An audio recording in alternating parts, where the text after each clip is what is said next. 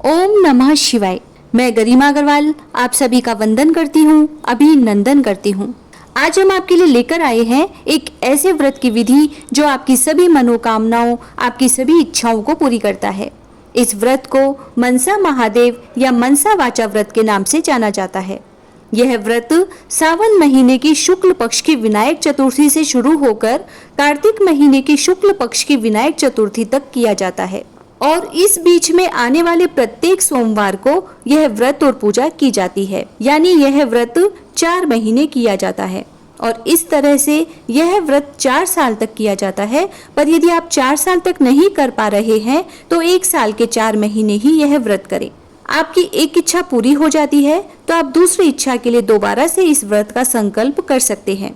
यह व्रत आपको देखने सुनने में कठिन लग सकता है, लेकिन यह बहुत ही सरल विधि से किया जाता है और हम कोशिश भी कर रहे हैं कि इस वीडियो में आपको यह व्रत सरल विधि से बता पाएं और इस व्रत की कथा में भी इस व्रत की विधि आपको काफी कुछ हद तक समझ में आ जाएगी।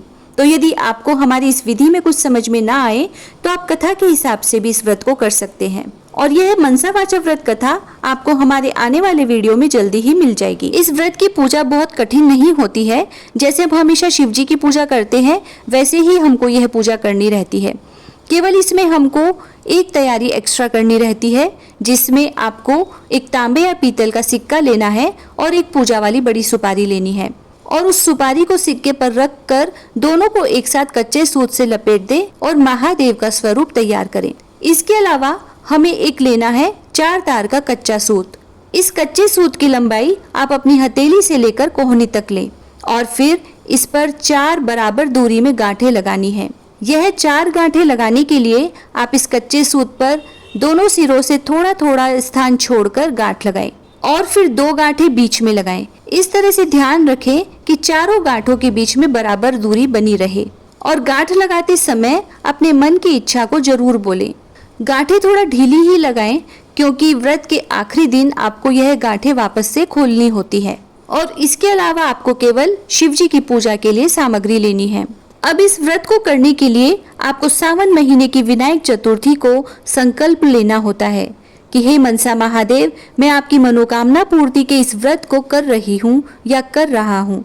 मेरी मनोकामना को पूर्ण करना और फिर अपनी मनोकामना को बोले। इस व्रत को कोई भी कर सकता है, महिलाएं, पुरुष, बच्चे, बूढ़े, जो भी इस व्रत को करना चाहें अपनी इच्छाओं के लिए इस व्रत को कर सकते हैं। इस पूजा को आप घर पर शिवलिंग है या फिर पार्थिव शिवलिंग बनाकर कर सकते हैं या फिर मंदिर में यह पूजा कर सकते हैं। अब आप इस पूजा के लिए सावन महीने की विनायक चतुर्थी के दिन सुबह जल्दी स्नान आदि से निवृत्त होकर साफ वस्त्र पहने और मन में महादेव का ध्यान कर व्रत का संकल्प लें। सबसे पहले शिवलिंग के पास ही सुपारी के शिव जी को भी स्थान दें और फिर शिवलिंग पर गंगाजल और पंचामृत से स्नान कराएं और इसके बाद शुद्ध जल चढ़ाएं। साथ में जो सिक्के पर सुपारी लपेटकर आपने रखी हुई है उसकी भी पूजा करें और कच्चे सूत पर आपने गांठें बांधी है वह भी उसी के पास रख दें। फिर इस सिक्के सुपारी पर और शिवजी पर चंदन का तिलक लगाएं, अक्षत, बेलपत्र, धतूरा और फूल अर्पित करें, धूप दीप जलाएं और भोग लगाएं। पूजा करते समय साथ में ओम नमः शिवाय मंत्र का जाप करते रहें। इसके बाद मनसा महादेव व्रत की कथा सुने या पढ़ें और फिर आरती करें। इस तरह से बहुत ही सरल विधि से यह पूजा की जाती है। यदि आप मंदिर में पूजा कर रहे हैं तो सिक्के और सुपारी को वापस लेकर आ जाएं और अपने घर के मंदिर में रखें। अगली बार जब आप वापस जाएं तो उसी सिक्के सुपारी को लेकर जाएं। इस तरह से प्रत्येक सोमवार को पूजा करें और कार्तिक महीने की विनायक चतुर्थी पर इसका उद्यापन करें। इसका उद्यापन कैसे किया जाता है इसका वीडियो जल्दी ही आपको हमारे चैनल पर मिल जाएगा। अब हम जानते हैं कि इस दिन हमें क्या खाना होता है। खाने में इस दिन मीठा ही लिया जाता है, जैसे चूरमा, खीर, हलवा। इस तरह का आप मीठा बना सकते हैं और कोशिश करें कि चूरमा बनाएं तो ज्यादा ठीक रहेगा।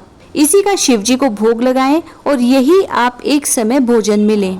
यदि किसी कारणवश आप मीठा नहीं खा सकते हैं तो आप फलाहार वाला खाना खा सकते हैं, लेकिन यह कोशिश करें कि आप नमक ना खाएं तो ज्यादा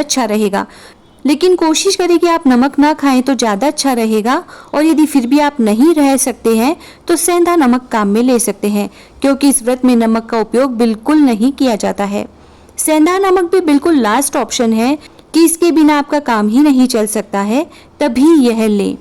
नहीं तो इस व्रत को मीठा खाकर ही पूरा करें। तो इस तरह से यह मनसा वाचा व्रत बहुत ही सरल विधि से किया जाता है। लेकिन फिर भी यदि आपको हमारे इस विधि में कुछ समझ में नहीं आ रहा है तो आप हमको कमेंट करके पूछ सकते हैं। हम पूरी कोशिश करेंगे कि इस व्रत के बारे में आपके मन में आने वाले सभी सवालों का जवाब हम दे सकें। मनसा वाचा व्रत की कथा सुनने के लिए देखें आप हमारा अगला वीडियो, और मनसा वाचा व्रत के उद्यापन की विधि के लिए आप हमारे आने वाले वीडियो का इंतजार करें। कार्तिक तक आपको इसके उद्यापन की विधि जल्दी ही मिल जाएगी। जय श्री राधे।